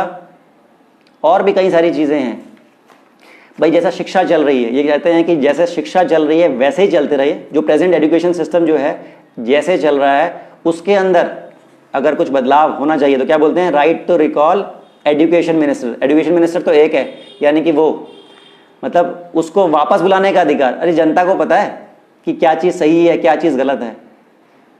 जनता, आपको क्या लगता है कि जनता को सब कुछ पता है कि एजुकेशन क्या सही है क्या गलत है? जनता को हेल्थ के बारे में पता है? हमारे देश का देखिए कितने लोग बीमार होते आए हैं। सेहत के बारे में आपका क्या है कि राइट टू रिकॉल, हर चीज़ में right to recall health minister. तो क्या एक हेल्थ मिनिस्टर, आज भी तो एक हेल्थ मिनिस्टर हैं, तो उसको वापस बुला लोगे? ठीक है, वो वापस आ गया, फिर मान लीजिए आप हेल्थ मिनिस्टर बन जाते हो, तो क्या सर आपको हेल्थ की पूरी नॉलेज है? और हेल्थ क्या एक व्यक्ति का, सेहत को, इंसानी हेल्थ को क्या आपने एक व्यक्ति का अधिकार समझा हुआ है कि एक गया दूसरा आया, एक गया दूसरा आया? बहुत सारी चीज़ें हैं सर हेल्थ के बारे में। जब तक हमें किसी चीज़ की नॉलेज ना हो हमें कहना ही नहीं चाहिए उसके बारे में, रिसर्च करनी चाहिए। और जहाँ रिसर्च नहीं है और अपनी बॉडी पे भी उसका एक्सपेरिमेंट करके देख लेना चाहिए, उससे और क्लियर हो जाएगा। वैसे तो हर व्यक्ति की बॉडी अलग अलग होती है, लेकिन कई चीज़ें ऐसी हैं जो सबके लिए ठीक हैं, लेकिन वो ध्यान रखा जाना चाहिए कि कौन से आप महीने में क्या क्या कर रहे हो, सर्दी में गर्मी में। तो बहुत सारी चीज़ें हैं। तो आज जितना मुझे कहना था मैंने आपके सामने कह दिया। और सर को कर्जा, देश का कर्जा जो हमारे भारत का जो विदेशी कर्जा है उसको उतारने में भी कोई इंटरेस्ट नहीं है। इनको पता है रॉथस्चाइल्ड बैंकिंग सिस्टम के बारे में, सर को पता है। तो इनसे सॉल्यूशन पूछो तो कहते हैं कि right to recall RBI governor, ये होना चाहिए, उससे हो जाएगा ठीक। तो मान लीजिए जो प्रेजेंट में था उसको हटा दिया, वो कौन हटाएगा? वो जनता हटाएगी। ठीक है, जनता को पता बैंकिंग कैसे चलती है सर? जनता को यही नहीं पता कि अगर आज कोई बैंक लुट जाए तो उनको कितना पैसा मिलेगा। आप कह रहे हो कि right to recall RBI governor होना चाहिए। आप सारी चीज़ें जनता के ऊपर डालो, उनको पता है कि बैंकिंग कैसे चलती है सर। तो जिन लोगों को पता है कि रॉथस्चाइल्ड बैंकिंग सिस्टम कैसे पूरे वर्ल्ड को अपने कंट्रोल में कर रहा है, वही पहले अवेयरनेस बढ़ा सकते हैं। तो पहले अवेयरनेस बढ़ाने की बहुत ज़्यादा ज़रूरत है। जनता जब समझदार होती जाएगी धीरे धीरे करके, जैसे जैसे उनको और चीज़ों को पता लगता जाएगा कि उनके साथ क्या क्या धोखाधड़ी आज तक होती आई है, और अब जागृति का समय है, अब जागृति का समय है।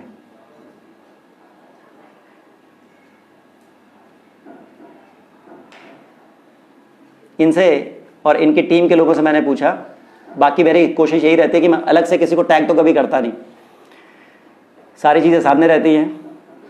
जब इनसे पूछा जाता है, देखिए ये चाहते हैं कि भारत के अंदर वेपनाइजेशन ऑफ कॉमन्स भी, यानी कि एक एक व्यक्ति के हाथ में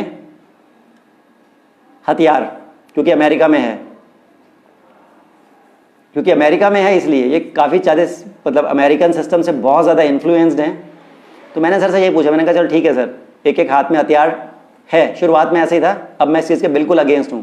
क्योंकि 9/11 की जब से रियलिटी समझ में आई है, 9/11 जो बिल्डिंग कोलैप्स का, उसके प्रूफ मैंने कई लोगों को भेजे हैं वीडियो के माध्यम से, अपने सिर्फ किताब में लिख के नहीं, उसके ऊपर मैंने वीडियो भी बनाया है यूट्यूब के ऊपर।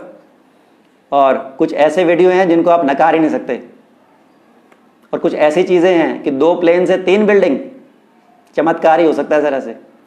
तो मतलब अगर कोई देश गलत है तो ये कहते चलते रहने दो, उसके अंदर एक नया, उसके अंदर मतलब गलत चीज़ के साथ चलते चलते एक सॉल्यूशन, मतलब गलत चीज़ का सॉल्यूशन दे रहे हो आप, क्योंकि वो नया सॉल्यूशन है शायद इसलिए।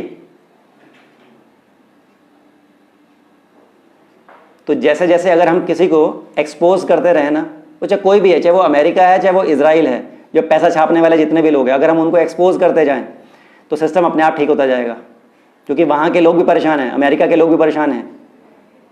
सिर्फ शायद वर्ल्ड के 2-3% लोग होंगे जो सबको कंट्रोल करते हैं सब कुछ, और उन्होंने अपने पपेट्स भी बना के रखे हुए हैं। शायद 2% में मैंने ज़्यादा बोल दिया।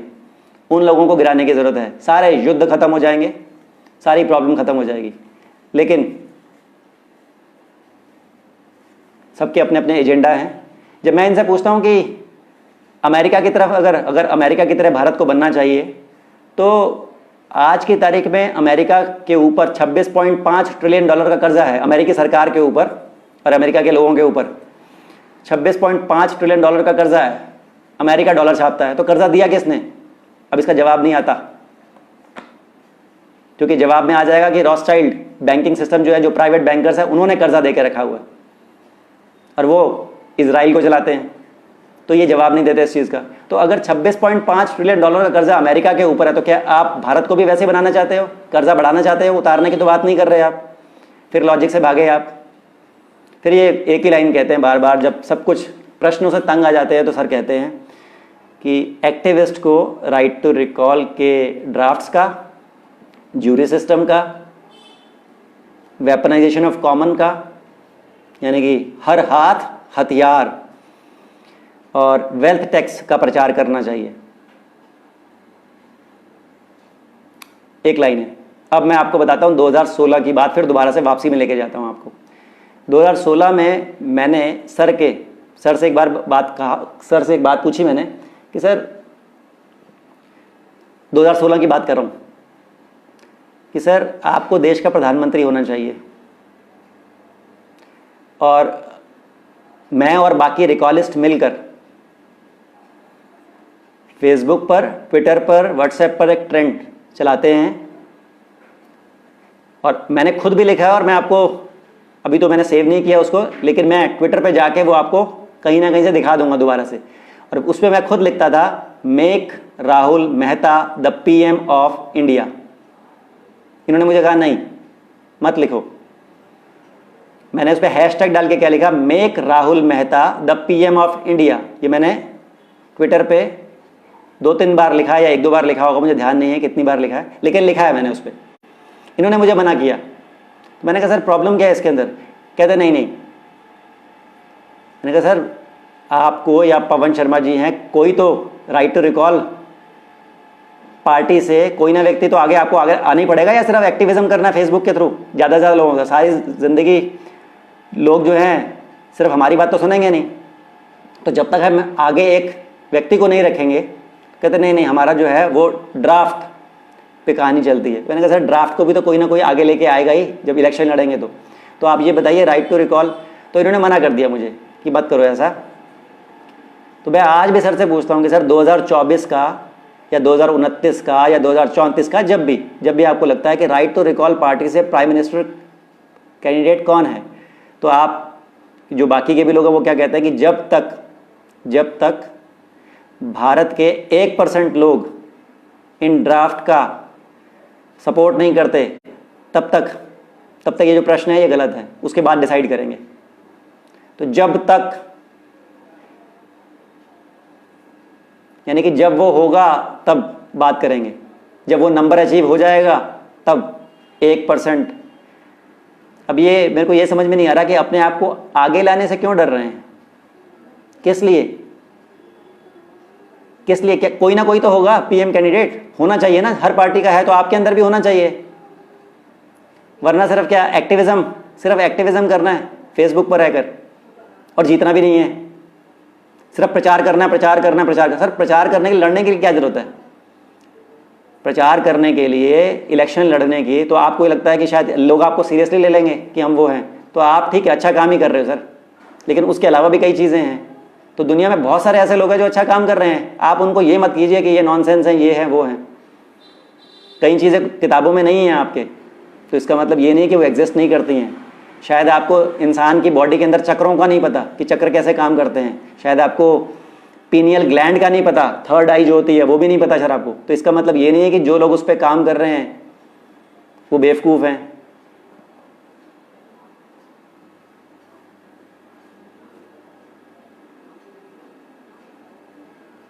तो कई चीज़ों के बारे में हमारी कोशिश यही रहती है, जागृति लाने वाले लोगों की कोशिश यही रहती है कि ज़्यादा से ज़्यादा लोगों तक अच्छी चीज़ें पहुँचे, वो स्वस्थ रहें, जीवन में लंबा जिएं, अच्छा जिएं। और इससे नुकसान किसका होगा? जब ज़्यादा से ज़्यादा लोग स्वस्थ रहेंगे तो स्वस्थ रहने के लिए भी नॉलेज चाहिए होती है। टीवी देखकर हम लोग स्वस्थ नहीं हो सकते। ज़्यादा से ज़्यादा लोग जब स्वस्थ रहेंगे तो सबसे ज़्यादा नुकसान होगा फार्मास्यूटिकल इंडस्ट्रीज़ को, जो यहाँ से पैसा कमाती है, बाहर लेके जाती हैं, डॉलर का रेट बढ़ता है और हमारे देश को प्रॉब्लम होती है। तो जब सही प्रॉब्लम हमें पता लगेगी तो हम उसका सॉल्यूशन आराम से निकाल पाएंगे। उनका जब बाहर वालों का नुकसान होगा तो हमारा मुनाफा बढ़ेगा। हमें अपना कर्जा भी ज़ीरो करना है और एक नए सिरे से भारत को दोबारा से बनाना है। तो उसके लिए बिना लॉजिक के तो मुझे समझ में नहीं आता कि कैसे होगा। और जहाँ लॉजिक नहीं है वहाँ मैं कभी भी वापस नहीं आऊँगा, कभी भी नहीं। मैं ये नहीं कह रहा कि आप मुझे बुला रहे हो, लेकिन मैं वहाँ कभी भी नहीं जुड़ूंगा। और उन लोगों के साथ अगर मैं रहा हूँ तो एक समय तक इंतज़ार भी करूँगा कि हाँ, आज नहीं तो कल सुधरने को तैयार हो तो ठीक है, वरना कोई बात नहीं। मैं अपनी आत्मा की बात रखने के लिए तो मैं बिल्कुल वो हूँ कि जो मुझे लगा, जो मैंने फेस किया, वो मैंने आपको बता दिया कि क्या है। कि आपके हिसाब से शायद वैक्सीन्स भी अच्छी चीज़ होती है। लॉजिक मुझे नज़र नहीं आ रहा सर, इसीलिए तो मेरे को जितनी बात कहनी थी वो मैंने कह दी। अब जिसको मैं आज भी यही कहूँगा, जितने भी नए लोग हैं इस पार्टी से एक बार अवश्य जुड़ें, इलेक्शन लड़ें और फिर अपना एक्सपीरियंस शेयर करें। सबका एक्सपीरियंस अलग अलग हो सकता है। मेरा एक्सपीरियंस जो हुआ वो मैंने आपको बता दिया कि क्या क्या लिख रहे हैं, आप सबूत देखिए। और कुछ ऐसे रिकॉलिस्ट और जिनको लगता है भैया मैं कोई टीम बनाता ही नहीं हूँ ना मेरी किसी टीम में, ये ध्यान रखना। मुझे हमेशा स्वतंत्र तरीके से, अगर कभी मुझे कुछ करना हुआ तो मैं जन आंदोलन ही करूँगा, शांतिपूर्ण तरीके से करूँगा। 42 मुद्दे लिखे हुए हैं, इसमें और अभी डालने हैं। और ऐसा नहीं है कि ये 42 मुद्दे ही हैं, इसके अलावा जो भी किसी और व्यक्ति का कोई मुद्दा हो जो लगता है कि हाँ देश को बदल सकता है और ज़रूरी है, वो सामने लाया जाएगा। लेकिन हर बात पे ये कहना कि ड्राफ्ट लिख के लाओ, तब तक ये नहीं है वो नहीं है, ऐसे सर ठीक है। फिर जैसे आप अपना काम चला रहे, बहुत अच्छा काम कर रहे हो, उसमें कोई प्रॉब्लम नहीं है, बिल्कुल वैसे कीजिए जैसे आप करते रहे। लेकिन एटलीस्ट जो काम आपके समझ में नहीं आता है, एटलीस्ट उसको बिना समझे, क्योंकि आप फिर बिना समझे आप ये रिप्रेजेंट कर रहे हो कि हाँ वो चीज़ गलत ही है। तो जो एक लॉजिक से चलने वाला जो व्यक्ति होता है, चाहे कोई भी हो, चाहे वो आज रिकॉलिस्ट सोच रहे हैं या नहीं सोच रहे हैं, या आगे जो कुछ जुड़ने वाले, मैं कह रहा हूँ आपके साथ पूरे भारत में 542 लोग इलेक्शन पे खड़े हों, बिल्कुल खड़े हों, लेकिन उनके अंदर भी प्रश्न पूछने की एक ताकत होनी चाहिए। सही प्रश्न पूछिए। और उसके अलावा भी कई मुद्दे हैं जिन पे काम किया जाना चाहिए, सिर्फ यही नहीं है। तो 42 मुद्दे मैं भी अपने हर महीने रखता रहूँगा, जन आंदोलन से ही करूँगा। कोई पॉलिटिकल पार्टी में कभी नहीं जाऊँगा, जितना मर्जी कोशिश कर लीजिए आप ना। और जो कह रहा हूँ इसलिए सामने कह रहा हूँ कि अगर आगे कभी झूठ नज़र आया इस चीज़ पे, तो आप ये वीडियो रखकर क्लियर कह सकते हो कि भाई ये भी झूठा व्यक्ति है। तो जहाँ आत्मा नहीं जुड़ती, आत्मा मतलब अंदर से आवाज़ नहीं आती, अंतरात्मा की आवाज़ नहीं आती, वो काम आगे नहीं। कॉमन सेंस सबके अंदर है, हर व्यक्ति को अपनी लगानी चाहिए। जिसको बुरा लगा हो, सच मेरा बुरा लगा हो, क्योंकि ये सच मेरा है, सबूत आप देख सकते हैं, जिनको देखना है उस पर देखिए। बाकी चीज़ों में मैं चर्चा नहीं करना चाहूँगा, किसी भी कोई पर्सनल चीज़ पे मेरी कोई वो नहीं है, क्योंकि ये वीडियो उसके लिए है ही नहीं। पर्सनल चीज़ें पर्सनली होती हैं, उनकी कोई ज़रूरत नहीं है कहीं पर भी कि लोग क्या बोलते हैं आपके बारे में, वो ठीक है, कोई बात नहीं। मैंने किसी का, जिन्होंने भी फ्लैट अर्थ के ऊपर वो किया मैंने, उस पर नाम नहीं लिया, जो 2 इनकी मेन टीम के जो लोग थे वो बता दिया कि पीएम मटेरियल बिल्कुल लगते हैं। मैं भी फर्स्ट टाइम में बहुत ज़्यादा इंप्रेस्ड हो गया था कि है, लेकिन ये खुद ही नहीं करना चाहते, पता नहीं कारण क्या है। ये खुद ही पीएम नहीं बनना चाहते, सिर्फ एक्टिविज्म चाहते हैं कि फेसबुक पे एक्टिविज्म चलता रहे, इलेक्शन लड़ो हारने के लिए, और सिर्फ एक्टिविज्म चलता रहे। ज़्यादा से ज़्यादा लोग नीचे बनाओ अपने, जैसे वो मल्टी लेवल के होते हैं ना कि ज़्यादा से ज़्यादा होगा, तो उनको भी तो समझाना पड़ेगा, या बस जुड़ते जाओ, ड्राफ्ट रख दो, पढ़ते रहेंगे, इस पर ये लिखा हुआ, उस पर लिखा हुआ, उसके अलावा कुछ नहीं है। तो मैं भी अपने, तो मेरी आपके साथ सर कोई रंजिश नहीं है, मैं तो समझाने की कोशिश कर रहा हूँ कि मेरे जैसा एक नया बंदा आया, तो जो मुझे घुटन अंदर महसूस हुई वो मैंने आपके सामने रख दिया। रिसर्च तो मैं करता रहूँगा सारी ज़िंदगी, रिसर्च तो मैं सारी ज़िंदगी करता रहूँगा,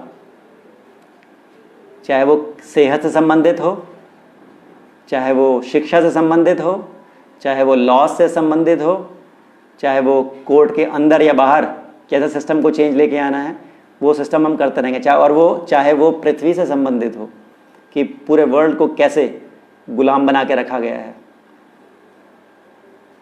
बस अपनी बात यहीं पर ख़त्म करना चाहूँगा। एक बार देख लेता हूँ कुछ मेरी बात रह तो नहीं गई।